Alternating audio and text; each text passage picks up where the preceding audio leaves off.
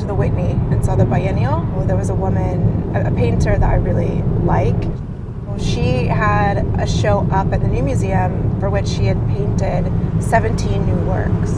So I really wanted to go see that. It's just one room, and that was probably my favorite. Going and seeing these shows in New York, it was really inspiring. I walked in these museums, these galleries, and I felt like myself, right? Like it was just me and the things that I like.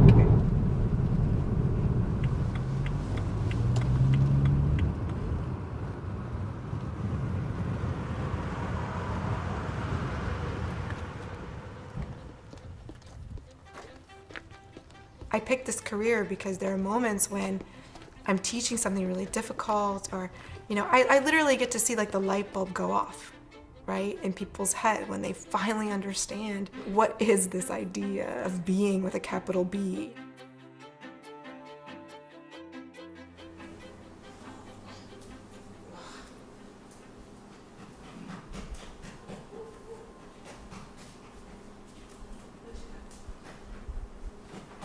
I knew that I wanted to have kids. I knew that I wanted to be a worker of some kind. I thought strategically an academic would be a good career to have. I had a single mom who worked and just wasn't there a lot of the time. I find a lot of personal satisfaction in just being around. Even the parts that seem like extra, when they're sleeping or, you know, when they're playing and you're not even in the same room, I find it really rewarding just to be present. There are those like really distinct moments where you're not looking at the clock and you're not worried about getting somewhere and you're not thinking about, am I damaging them psychologically? Have they had enough to eat? Is that organic enough? What's the toxic level of that cleaner that I've used?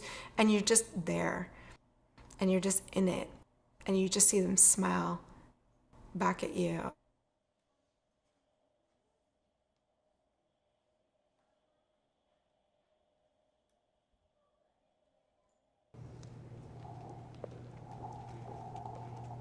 I currently work as a design producer for the brand team.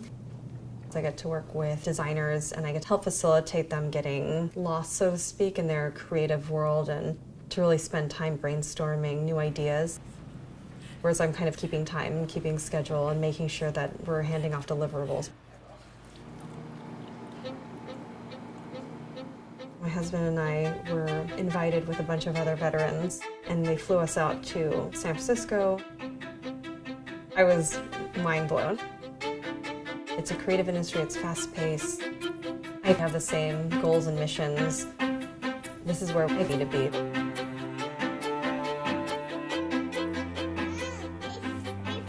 Hey sister, come in. Where are you? Where'd you go? I'm in here. Okay. Did you go to school? Now we need to. Do you wanna now brush we have to split out. Okay, sister? Alright. Oh no, my pack. And my head. Where is it?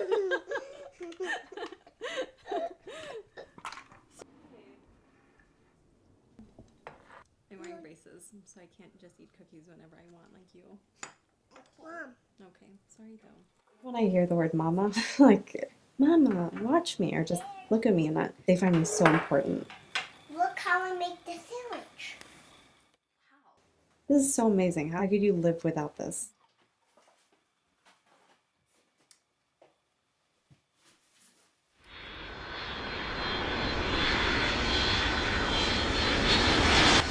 I want to work. I feel excited about the work I do. Submitting these really great business proposals and getting big wins, it's a really big part of me. I like feeling I can make impact somewhere.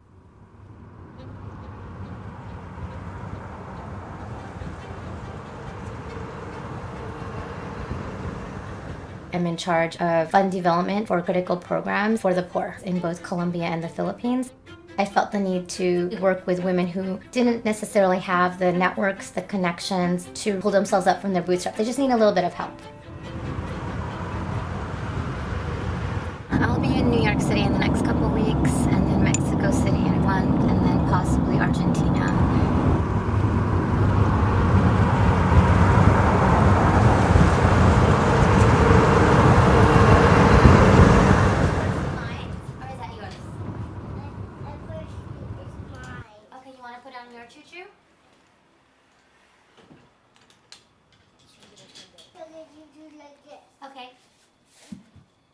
I doing?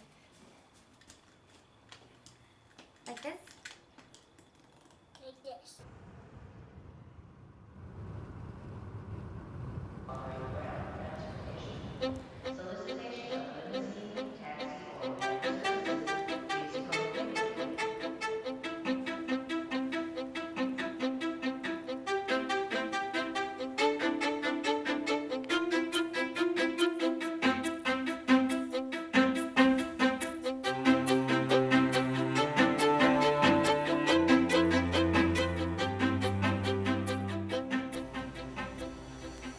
I set for myself several goals, like metrics, so that I would be able to achieve what I wanted to achieve professionally, but still have kids. Goal number 1 was deposit my dissertation, get pregnant. Getting a tenure track job in art history is extremely competitive. For my job in particular, there were more than 250 applications. You have to overperform to get hired. And then you add to that the fact that I was pregnant. And so I had to overperform because of my pregnancy, lest they think that I was slacking off somehow. So perfect timing, and the baby would be born over the summer, take any time off, I could go right back to teaching, everything would be great. That would actually hold them in position. Luciano was 12 days late. Would indicate blurring He was the only deadline I ever missed. the photograph. So you can see here. Becoming a director, I was really hitting my peak, and I needed to start working on trying to eventually have a baby. Getting pregnant was like the happiest thing that ever happened to me. Derek? Yeah.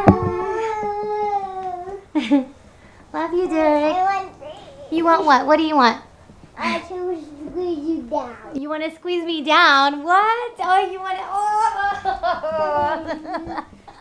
Derek! When I was pregnant, I managed a team of 4 people that I trained and developed, working with really innovative companies that are all about sustainable sourcing. So there's a care about the environment, there's care about the people who are farming. I felt really connected to the clientele that I worked with. Despite studying abroad, graduating successfully, they actually hired a VP above me while I was on maternity leave, a male, that I had not even spoken to, and I wasn't even part of the process of interviewing because they felt like now that I'm returning back, like what would have been my focus and commitment, so they had to bring someone above me. I don't manage a team, I don't have any decision-making power, I actually report to a director. Done. A lot of academics I know are also perfectionists. We're like the overachievers. We go to like school for decades and we are at the front of the classroom and we're taking notes and we want to impress everyone. And then I got this baby that was not the baby I expected. I was teaching a graduate seminar, pumping 7 times a day. I pumped in the car driving on 101. I had to get up at 5 a.m. to leave to beat the traffic. It was just a disaster. I reached out to my advisor and I was really anxious about, how am I going to do this without stopping my clock? How am I make sure that I don't have a gap in my CV? I'll never forget. He said, it was fine. I had kids when I was up for tenure, and I just remember, I just went to my office and I just took a lot of naps in the office, and that was fine. And I just got so angry. And I remember I said, put Marianne on the phone, right? Which is his wife, because I thought, what do you know, right? About having a baby at home and all the pressures of pumping and not sleeping and trying to teach. And, and you already have authority in the classroom. The minute you walk in, right, you have authority. I just thought, I just want to give this baby back. I don't want this baby right now.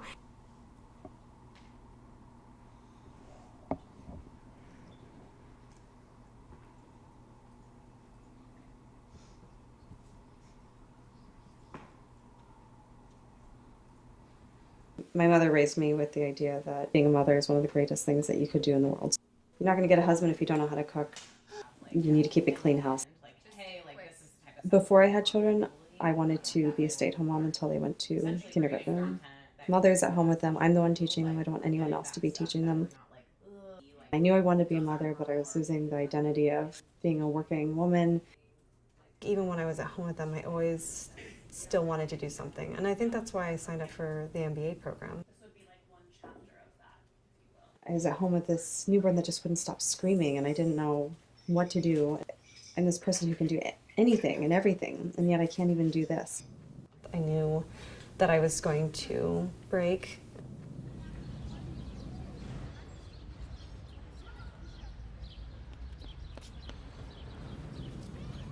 Having an au pair has been a really great experience. However, I think what I didn't anticipate and why having an au pair that, or someone who takes care of your kids and lives with you, because this person really truly becomes part of the family, you realize that you're missing things that you wish you had seen, and you're kind of giving up that aspect of being the first person there if they fall down and kiss away their tears.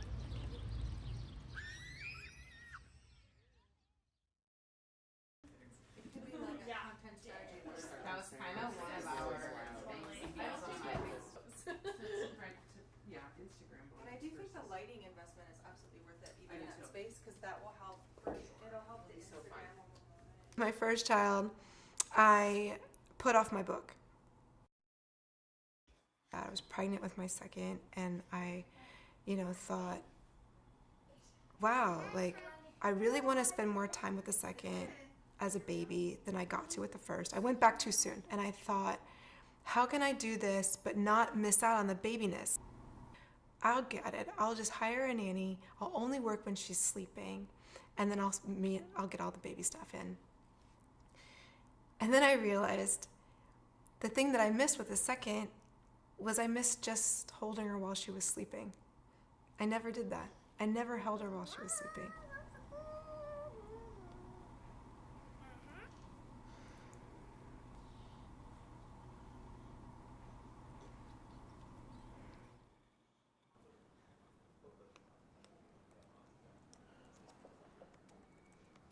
Sometimes feel guilty because he says he misses me. Actually, when they drive the car in, I could hear the garage, and then I could hear him calling for me. And I'm upstairs on a Skype call with the Philippines team, and I'm hearing my son go, "Mama, Mama," and then I could hear my husband yelling for me, and I'm like, I can't do anything. I'm still on a phone call.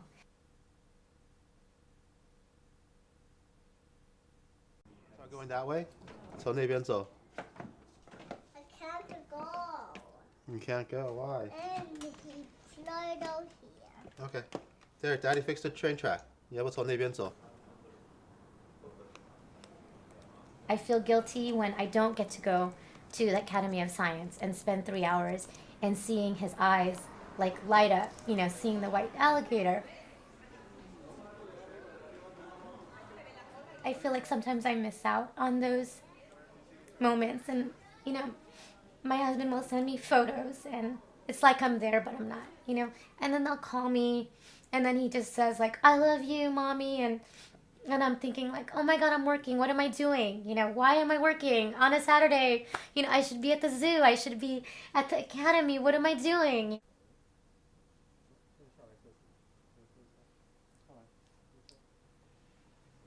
Boxing.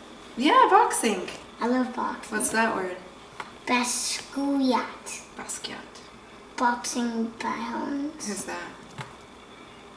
Have I done a good job as a parent? Do you know what that is? This is a test. When are they gonna do boxing? Beyonce. That's Beyonce. Oh, here it is. There she is. Oh no. That's boxing. Oh, the Beyonce already go there at the there end. it is. Beyonce. That's Beyonce? No. You're failing this test. No son of mine. Basquiat. That's right. Basquiat. Basquiat. Whatever. Whatever. What is that? It's just my life's work. I want to pick something. Pick what you want. We're gonna hit the limit here of that. We don't like that. You want to stop now? Yes. Thank you for stopping. What was in it. Luciano Sagese. What? That's it. You're done. You're done. What? No, because I asked you not to do it and you did it anyway. Get the cards. Did you shuffle them? Rose ruined it. Who ruined it? You ruined it. Why did Rose ruin it? Oh, awesome. For a long time, I felt frustrated. Luciano? Why am I not able to do this? Why can't I do this? Why can't I compete? Why can't I do the fellowships? Why can't I get the position? Why can't I get the publication? Am I not trying hard enough? It was never built in that I would have a family, that you would be able to do both of these things. I feel like the deck is kind of stacked against me.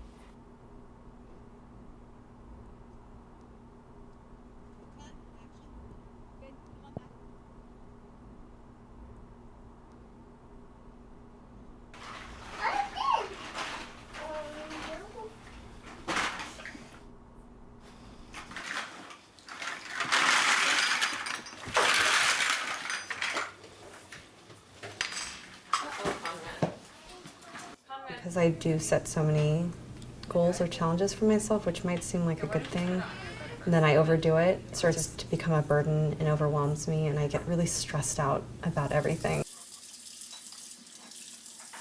I even called my sister and I said, I'm taking the semester off and I'm just going to relax. She's like, Cass, you're in like 4 classes. What are you doing? Like, knock it out. And then when you're done, you're done.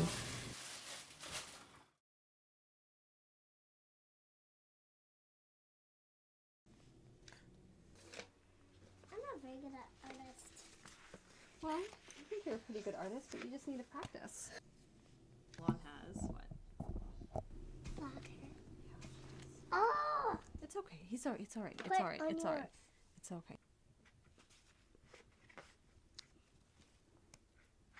It's okay. It's all right. Do you want a new paper? Which one do you want?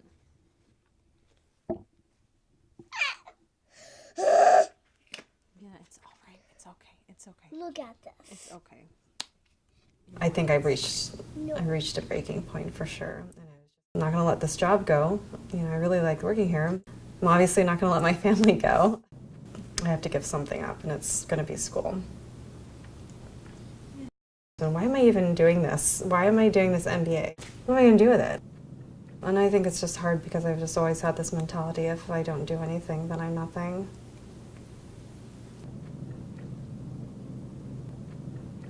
With every baby, there's always been this moment where you're reminded of how things haven't changed.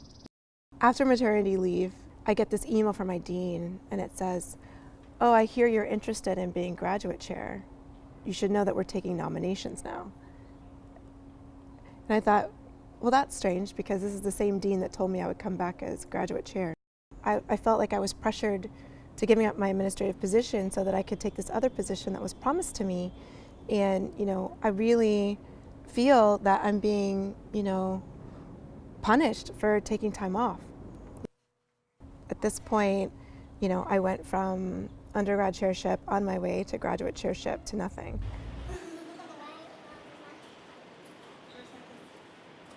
What about me?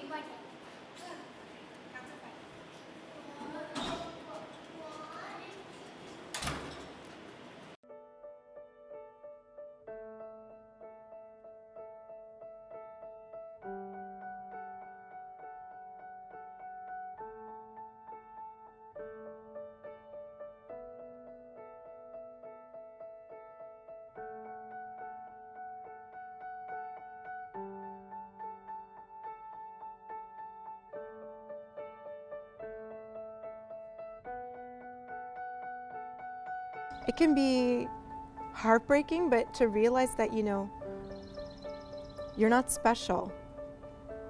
You know, you're not. Here I am, a tenured professor with, you know, an administrative position, giving international lectures, winning national book awards, and I still get punished. Is that I realized that no matter what I did, this was going to happen. You know, that it was inevitable.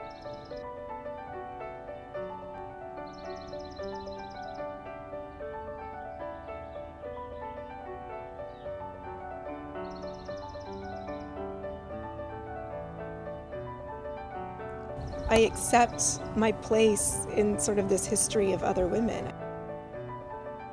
I'm part of this tribe, people that fight despite the fact that it seems to do nothing.